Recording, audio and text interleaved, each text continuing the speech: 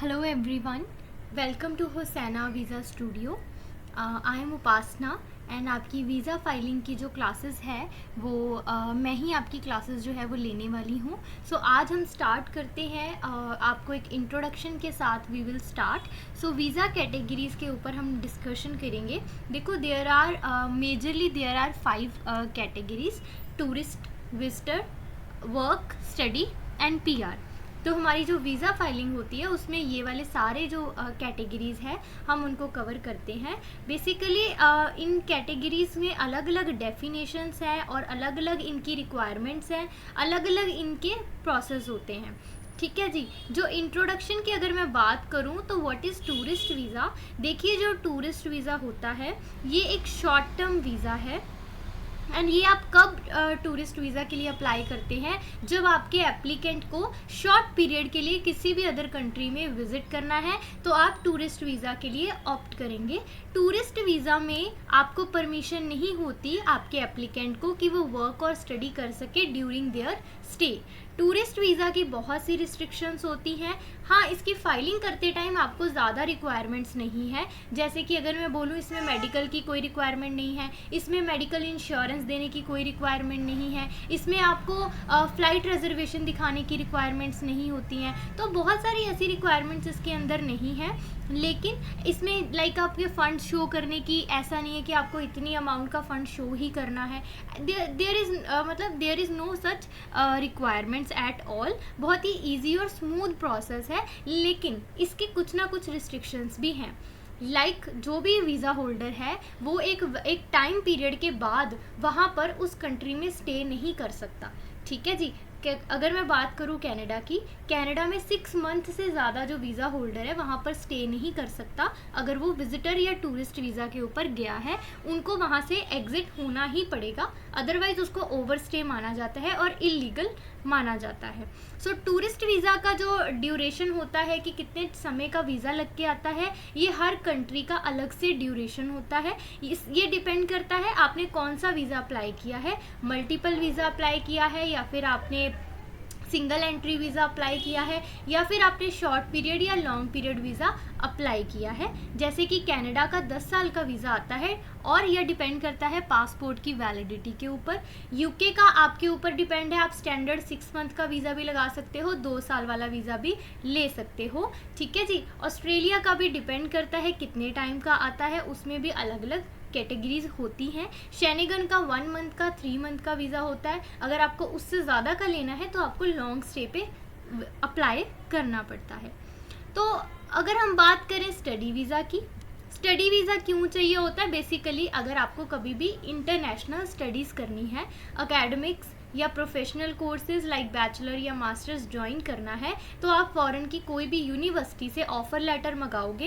And then offer letter ही सबसे पहला स्टेप है. ऑफ़र लेटर मंगाओगे, आइल्स का एग्ज़ाम दोगे एंड अदर रिक्वायरमेंट्स होती हैं. वो सारी अपने डॉक्यूमेंट्स को लगाने के बाद इसमें मेडिकल भी कराना होता है, पुलिस वेरिफिकेशन करवाना भी ज़रूरी होता है. तो ये सारी रिक्वायरमेंट्स आप फुलफ़िल करके उस यूनिवर्सिटी में जाकर अपनी स्टडी को कंटिन्यू कर सकते हैं. ठीक है जी. इसमें आपको वैलिडिटी कितने टाइम का वीज़ा मिलता है ये आपके प्रोग्राम के ऊपर डिपेंड करता है. आप मास्टर्स कर रहे हो या बैचलर कर रहे हो, 2 साल का कोर्स है, 3 साल का कोर्स है, उसके ऊपर ये डिपेंड करेगा. और उसके बाद आप पार्ट टाइम वर्क कर सकते हो. ये डिपेंड करेगा कंट्री, आप कौन सी कंट्री में हो एंड कौन सा प्रोग्राम आप कंटिन्यू कर रहे हो. स्टडी वीज़ा का जब आपका एक्सपायर हो गया उसके बाद आपको फर्दर वर्क वीज़ा अप्लाई कर लेना चाहिए. या फिर अगर फर्दर स्टडीज़ करनी है, मोस्टली लोग वर्क वीज़ा ही अप्लाई करते हैं. राइट. वर्क वीज़ा में आप जो है वो एकदम फ्रीली वहाँ पर काम कर पाओगे. आप डायरेक्ट भी इंडिया से वर्क परमिट लेकर दूसरी कंट्री में जा सकते हैं. इसके लिए सेम स्टडी में जैसे आपको यूनिवर्सिटी से ऑफ़र लेटर चाहिए है, वर्क परमिट में आपको एम्प्लॉयर से कॉन्ट्रैक्ट का एक लेटर होता है. उस कॉन्ट्रैक्ट के अंदर एम्प्लॉयर की सारी डिटेल्स होती हैं, प्लस आपके कॉन्ट्रैक्ट का एक टाइम पीरियड होता है और कौन सी पोजीशन पे वो आपको हायर करना चाहते हैं वो सारी डिटेल्स मेंशन होती हैं. तो वो लेटर आपको चाहिए रहेगा. ठीक है जी. उसके बाद आप जो है वर्क परमिट अप्लाई कर सकते हैं. और कुछ अदर डॉक्यूमेंट्स भी होते हैं. ऑब्वियसली सिर्फ वो लेटर नहीं होता, there are other documents also. हर कंट्री की एक चेकलिस्ट होती है. When it comes to tourist visa या वर्क वीज़ा या फिर स्टडी वीज़ा या एनी वीज़ा, हर कंट्री की एक चेकलिस्ट होती है। आप उनकी ऑफिशियल वेबसाइट पे जाएंगे तो आपको वो मिल जाएगी चेकलिस्ट, और उसके अकॉर्डिंगली ही वो चीज़ें अप्लाई करने के बाद आप वीज़ा अप्लाई कर सकते हो। पीआर का केस क्या होता है, मतलब एक जब परमानेंट बेसिस पे अगर कोई किसी कंट्री में मूव होना चाहता है, जनरली लोग अगर स्टडी पे गए हैं उसके बाद वो वर्क अप्लाई करते हैं, फिर पीआर। कुछ लोग डायरेक्ट पीआर भी अप्लाई करके जाते हैं, उसके अलग से रूल्स हैं, अलग से सारे रेगुलेशंस होते हैं, पीआर के बहुत से पाथवेज भी होते हैं। वो सारी डिटेल चीज़ें हम क्लास में डिस्कस करेंगे, ठीक है जी। अभी मैं आपको बस एक शॉर्ट इंट्रो दे रही हूँ ताकि आपको पता चले कि जब आपके पास कोई क्लाइंट आता है तो आपको कौन सा वीज़ा उनको सजेस्ट करना है। तो ये डिपेंड करता है कि उनका पर्पस क्या है, what is there purpose of visit, उसके अकॉर्डिंगली ही आप डिफाइन करोगे या डिसाइड करोगे कि कौन सी कैटेगरी में उनकी फ़ाइल की लॉजमेंट होनी है।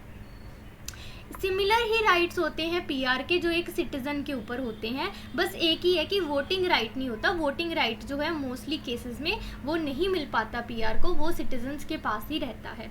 अभी पीआर मिलना कनाडा में भी काफ़ी डिफ़िकल्ट हो गया है, पहले उतना ज़्यादा डिफ़िकल्ट नहीं होता था, लेकिन अभी के टाइम पे बहुत सी चीज़ें हैं जो हार्ड हो रही हैं। यूके में भी पहले वर्क परमिट्स एंड सारा कुछ काफ़ी स्मूथ होता था, अभी थोड़ा सा जो है वो चीज़ें इमिग्रेशन के पॉइंट ऑफ व्यू से या अदर भी बहुत से फैक्टर्स हैं जिनकी वजह से अभी उतना ज़्यादा हम नहीं कह सकते कि चीज़ें स्मूथ हैं, ठीक है। बहुत सारी अपडेट्स भी हैं, स्टडी वीज़ा पे बहुत सी अपडेट्स हैं, तो वो सारी अपडेट्स हम क्लासेस में सारी कवर करेंगे। और आपको अपडेटेड रहने के लिए किन साइट्स के ऊपर आपको लगातार बने रहना होगा, ताकि एज अ फाइलिंग ऑफिसर आपको चीज़ें पता रहे कि क्या क्या चेंजेस हो रहे हैं, तो वो भी आपको सारा हम क्लास में सिखाने वाले हैं। ओके जी, when it comes to visitor visa और टूरिस्ट वीज़ा में कोई मेजर डिफरेंस नहीं है if I talk about filing process.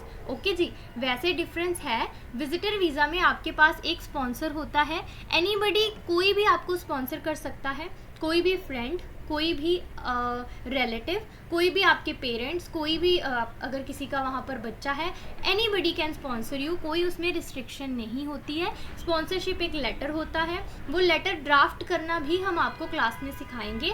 Different types of sponsorship letters होते हैं, 5 तरह के इन्विटेशन और स्पॉन्सर लेटर आपको क्लास में हम सिखाने वाले हैं, और आपको वो सैम्पल हम प्रोवाइड भी कर देंगे फॉर योर फ्यूचर रेफरेंस, ठीक है जी। उसके बाद जब आप हाँ जी, मैं आपसे बात कर रही थी कि टूरिस्ट और विजिटर में ज़्यादा फ़र्क नहीं है फाइलिंग के पॉइंट ऑफ व्यू से। वैसे इसमें बस इतना ही लाइक अगर आप जीसीकी में जाओगे तो थोड़ा बहुत उसमें आपको फ़र्क नज़र आएगा, कनाडा में या यूके में भी थोड़ी बहुत इन्वाइटर की डिटेल्स ऐड होनी होती हैं। अदरवाइज जो फाइलिंग का प्रोसेस है एंड बाकी सारी रिक्वायरमेंट्स सेम है, बस यहाँ पर स्पॉन्सर के जो डॉक्यूमेंट्स हैं वो ऐड हो जाते हैं, बाकी सारा कुछ सेम ही रहता है, सिर्फ पर्पज़ जो है वही बदल जाता है ना। टूरिस्ट में आपका पर्पस सारा क्या बनेगा कि हमने विजिट करना है, एक डे टू डे आइटनरी बनती है कि मैं कौन से दिन कहाँ पर विजिट करने वाला हूँ, दैट्स इट। लेकिन अगर हम बात करेंगे विजिटर वीज़ा में, तो विजिटर वीज़ा में आपका purpose of visit completely change हो जाएगा। फॉर एग्जाम्पल, आप किसी की मैरिज अटेंड करने के लिए जाने वाले हो तो आपका purpose of visit majorly focused होगा मैरिज के ऊपर, राइट। अगर आप किसी से लाइक कोई होम सिक है, कोई बच्चा है जो अपने पेरेंट्स को बुलाना चाहता है, एंड हम उसका जनरल मीट के ऊपर रखेंगे कि वहाँ पे उसने अपने पेरेंट्स को जनरल मीट के लिए इनवाइट कर रहा है वो बच्चा, और या फिर वो होम सिक फील कर रहा है, या फिर कोई अदर लाइक किसी के वहाँ पर बेबी हुआ है, बेबी शावर होता है ना, मैरिज हो गई, बर्थडे पार्टीज़ हो गई, बहुत सारे ओकेजन्स होते हैं। लाइक अभी के लिए मैं बात करूँ, न्यू ईयर और क्रिसमस है, न्यू ईयर क्रिसमस की फ़ाइल टूरिस्ट ही काउंट होती है, वो स्पॉन्सर काउंट नहीं होती। हाँ जी, अगर कोई स्पॉन्सर कर रहा है तो वो उसमें मेंशन कर सकता है कि मैं अपने पेरेंट्स को, अपने फ्रेंड को न्यू ईयर और क्रिसमस मनाने के लिए इनवाइट कर रहा हूँ, तो फिर आपका स्पॉन्सर केस ही काउंट होता है। तो basically purpose of visit he change होता है, बाकी सारी चीज़ें जो हैं वो ऑलमोस्ट सेम रहती हैं। या फिर आप किसी प्रोफेशनल रीज़न की वजह से कोई बिजनेस मीटिंग अटेंड करने जा रहे हो तो भी आपको वहाँ से एक इन्विटेशन मिल जाता है ना जी। तो ये सारे ना हमारे अलग अलग कैटेगरीज होती हैं। मैंने शॉर्ट में कोशिश की है कि मैं सम अप कर पाऊँ, ठीक है जी। बाकी हम नेक्स्ट वीडियो में कंटिन्यू करेंगे एंड स्टेप बाय स्टेप हम सीखेंगे कि इनकी इन डेप्थ में जाकर कि क्या क्या इनमें होता है, इनके प्रोसेस क्या क्या है, चेकलिस्ट कैसे है, और कौन कौन से पोर्टल पे अलग अलग फाइलिंग होती है।